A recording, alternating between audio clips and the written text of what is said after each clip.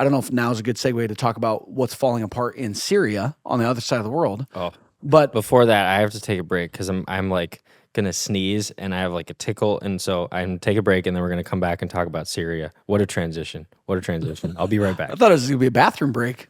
Maybe that too. Hey, I'm happy to just riff on my own a little bit. And welcome back. All right, I'm back. Sorry. Did you sneeze? And I just had to like blow my nose and just like sometimes you get a tickle, and I'm like, I'm on a podcast. I don't want to be like. No, I get it, dude. It's all good. Um, Yeah, what's happening in Syria? what a transition.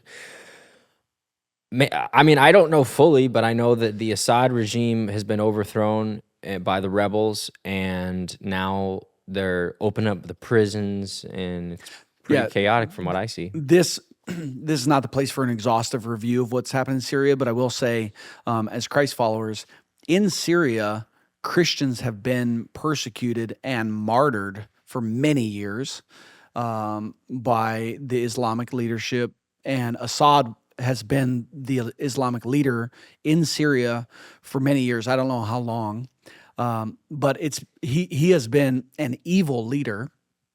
And he was, he's a billionaire living in Russia, and He wasn't even living in Syria.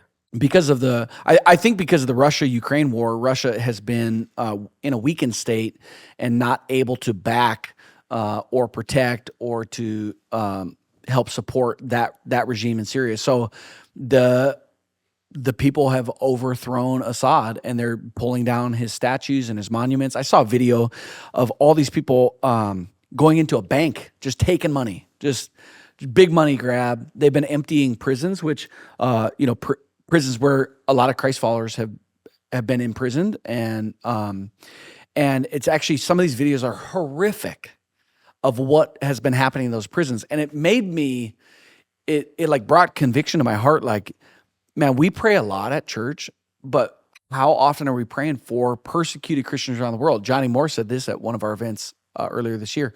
There have been more people martyred for the gospel message of Jesus, more Christians martyred in the last 100 years than any previous 100-year period. Which you think, like, from a Western view or here in America, you think like, I know it happens, but I don't think it's like, the Crusades and the Dark Ages and Roman times and, like Gladiator 2 just came out. Like, back when lions were eating Christians, and, Babylonian times before that, like, even though that was before Christ, like, I know it happens, but it's not prevalent. It's like, no, it's more prevalent in the last century than any previous century. And it's crazy. So they're emptying these prisons, and if you've got the stomach for it, I think there's value in just actually witnessing like the horror, similar to like concentration camps from World War II. But there's videos of prisoners. They were filming the torture, and now, because these prisons have been overrun and this regime's been overrun, they have the cell phones from these evil leaders and jailers and all this. And so now people are posting these videos, it's just horrific, but it exposes what's actually been taking place. And I think beyond just all the torture, one of these main prisons had an acid room where they would throw people in, like a pool of acid, and it would literally dissolve their entire flesh, muscle, tendons, joints, all that, down to a skeleton. And there's bodies upon bodies upon bodies. And unfortunately, though, from what I understand, it doesn't look like it's getting much better for Christians. Okay, so that's a great point. Is this does not mean freedom for Christians.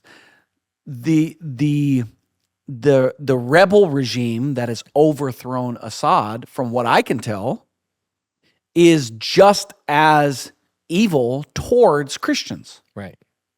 And, I just saw a quick line that Christians are trying to hide in Kurdish neighborhoods, which is a different group of... whoever's leading that charge, like, probably not the best. Like, hey, here's what we're trying to hide. Yeah. You're publishing where they're hiding. So anyways, I'm just bringing this up to say that part of the world is having, I mean, for thousands of years have been having issues, but right now that's happening right now, and we should be praying for the persecuted Christians and those that are losing their lives for the sake of Jesus. 100%. I mean, I You lived near there, yeah, I right? mean, I For have a burden for that. I an mean, internship. I spent a summer on the border of Syria, working with Syrian refugees, and it was in 2015 during the uh, big civil war that was going on. I mean, Syria's been struggling for a while. They actually had kind of started to come back a little bit, and then I mean, they keep having wars over and over again. There's chemical weapons used in Aleppo, and some friends of mine were actually from Aleppo, and I actually just messaged her this morning, just saying we're praying for Syria, and they have since moved away, but I've never met more generous people in my life Mm. than this family of Syrian Christians. This friend of mine that I messaged, her parents. He was a chemist, and he became a refugee, moved to Lebanon, and Christian. It raised his family Christian, and because of his immigration status, he couldn't get a job with anywhere. And so the only thing he could do where they would pay him cash was he was a mailman. And it's not like, the postal unions or UPS drivers in America that can make good money. Like, he was made virtually nothing, just enough to feed his family of, I think, 6 or 7 kids. Mm. And we were over there and met this family, serving in the church, was just wanted to love on them, and went to their house for lunch. And I'm telling you, Kirk, they put out a spread that would beat a Thanksgiving feast. Mm. And they fed, it was like 4 Americans, a couple Syrians, a couple Egyptians, and we were there, and they fed us so well. It was just amazing food and everything. And we got at the end, we said, "How much can we pay you? Like, you spent, I mean, You gave probably so like a much. month's wage on this." I mean, and they're like, "No, you can't pay us. You can't pay." And I'm like, "You don't understand." Like, I wanted to articulate, you don't understand how insignificant amount of money this is to me and how significant it is to you. And like, right as I thought that, it was, that's exactly the point. And I literally remember I tried to pay, even like they drove me home that day. I tried to pay for gas. I tried to do anything. And I remember just going up to my bedroom in the apartment in awe of their generosity. These people, by all respects, were way poorer than me, but they showed me generosity in a way that I've never experienced. And it highlighted, and at our church, we just talked about $4 million for miracle offering. Why do we do this? Because that level of generosity is what shows our faith. It's what shows our conviction. And so when I think of Syria, I know there's war, there's chaos, there's all these things. I think of those people. Yeah. And my heart's burdened for the people like them that are being persecuted, that are being killed, that are being held hostage, that are being tortured. Some of the most generous, amazing, loving people on the planet that I've ever met. People like them, their family, their friends, that are being persecuted for their faith. Very real. And I think sometimes we look down like, oh, well, these are people, I don't know, it's just hard to relate to them. These are heroes. Brothers and sisters in Christ. And the Lord is going to take care of them into eternity. Mm-hmm. For those that lose their lives, the Lord is going to take care of them. I mean, they're still going to cast their crowns, but they get a martyr's crown in heaven. And they're still going to cast their crowns before Jesus because he's worthy of it all. But Can you imagine how well somebody will know Jesus who's been tortured? I mean, yeah. I feel like some people don't think about this because they don't want to think about it. You mentioned it this morning at prayer, and prayer was powerful this morning with our staff and team. But I truly cannot imagine the level of the Lord's presence when you are surviving torture, not just torture, but torture for his name. I mean, I've been around people who've been tortured, and there is a next level presence. But in the moment, I'm not saying I wish it on me, But when I've talked to those people who have been tortured, who have been whipped, who have been beaten, who've had their hands hung above their head and people electrocuted them. I mean, I've met these people. You have too. And I can see in their eyes like, oh, what I experienced with Jesus, I wouldn't trade it. And I'm jealous for that. I'm not, again, I want to be clear. I'm not jealous of that, of being tortured.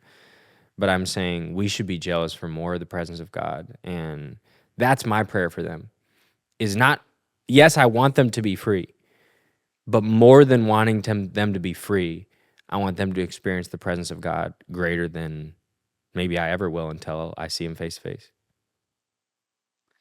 Yeah, what we believe is the truth, that Jesus Christ is Lord and that he can meet every one of our needs and give us joy and peace on our worst days. He's the sustainer. And it's deeply convicting to have a fresh view of Christ followers that are getting their teeth kicked in and much worse. And in the West and in America, and even in our church, is like, let's skip church this week. Let's get ready for the Vikings game. Let's, let's sleep in and we'll do Bible reading tomorrow, spend time with Jesus, another time, or I'm tired putting the kids down. We don't got to do a Bible story tonight. When people are literally giving their lives for this, and this is the truth, it's deeply convicting. Like, dude, I need to fall in love with Jesus way more. And I love him. But like, I want to fall in love much more with Jesus so that it is so real for me. And I don't just live in the comforts of, I'm grateful for the freedom and I'm grateful for the comfort that we have in this country. But man, it causes so much sleepwalking and apathy. Totally. And so again, I'm not jealous for it. I'm not trying to be persecuted. I don't have a personal goal of mine to become a martyr. I have a goal to do whatever Jesus asked me to do. But yeah, there's people that are not recanting their faith right now, and they are going to, after a whole bunch of torture, lose their life, Just crazy. It's happening right now. Yeah, and you said you saw a video of somebody who recanted.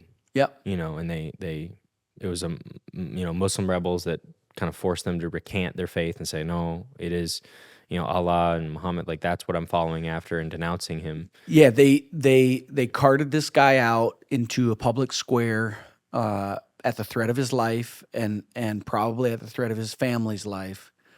And you could see the fear in his eyes, and he was chanting while crying, Allah's the one true God. And the post was this Christian is converting to Islam, and it's like it's like you can't. I'm not going to blame the guy for doing that, even though it's so sad. But it's not what he wants to do, and it's a moment of weakness. I just can't imagine. I've got kids. Imagine if they're going to kill your kids, and it's like, but eternity is real. And we're not living for this side of eternity. And when we close our eyes here, we're going to heaven. And you got to live for the other side. And I don't know how to solidify that in my mind more, but I want to, that it's not about this side. And this side is a vapor. It's here today, gone tomorrow. When you share that story, that's what I thought too, is Mac and I were about to become parents. And I thought, how would you manage that with a kid? How would you manage that? And again, you have 4 kids. And I thought to myself, and just was praying in that moment, and I was asking, like, God, what is the marker of success in raising a child as a believer? And I felt, whether it just came to my head or the Holy Spirit dropped this in me, I felt like he said that your child will learn to love Jesus more in the hard times than in the good times. and I think that that's true of the persecution. You see the movies where it's like, don't tell them the code to the safe, with the nuclear codes or whatever, and they have the, gun to the daughter's head, and she's like, don't do it, Yep. I would want our children to be the children that would be mad at you if you didn't die. Like that, and again, it's a morbid thought, but it's Yeah. like I want to raise children that say, "Are you crazy? Yep. You care more about me or about mom or about our family than you do about God? No, what are you talking about? I want to have the confidence that if I ever get in that situation, which again, I'm not praying Yeah. that I do, but the way I want to raise my family is to have a family that says, oh, the choice is simple. Oh yeah. We really believe. We really believe. We really believe. And we would expect, not hope, but we would expect that if you were in that situation, we all know exactly what you do, and we would not hold one bit of resentment for what you did. That's the type of family that I want to raise. Now, again, will I come to that situation? I hope not. But there are families right now facing that situation all around the world. Yep. Whew, that gives you a perspective in the gospel that, like you said, it's so. That's why we give. Like, the least we can do is give our money. Yep. That's the least we could do, and that's what our church believes in. People, oh, you talk about money all the time. Yeah, because we're the richest, most prosperous people on the planet to ever live. 80% of all of the resources in the Christian church globally is in the hands of Christian Americans. Which is less than 10% of Christians. Less than 10% of Christians have 80% of the funds. And so just that stat alone is why we try to live open-handed to spread the gospel by supporting missionaries, supporting organizations, supporting Bible translation, supporting church planting all around the world. And that's why we're unapologetic about it. I think a lot of churches want to apologize. We only need it once we get this done. No. The only reason we should ever apologize is if we're doing too much for ourselves and not enough for others. Yep. That's the only reason we should apologize. Yeah, it's like we had Dick Brogdon, who's a missionary. He shared at our church. He just goes, "Don't ask the Lord if you should go. More people should just be asking, am I supposed to stay? Right. We're all supposed to go. Like we're all like going to the world, like wherever that is. Like, am I supposed to stay here in the comfortability?"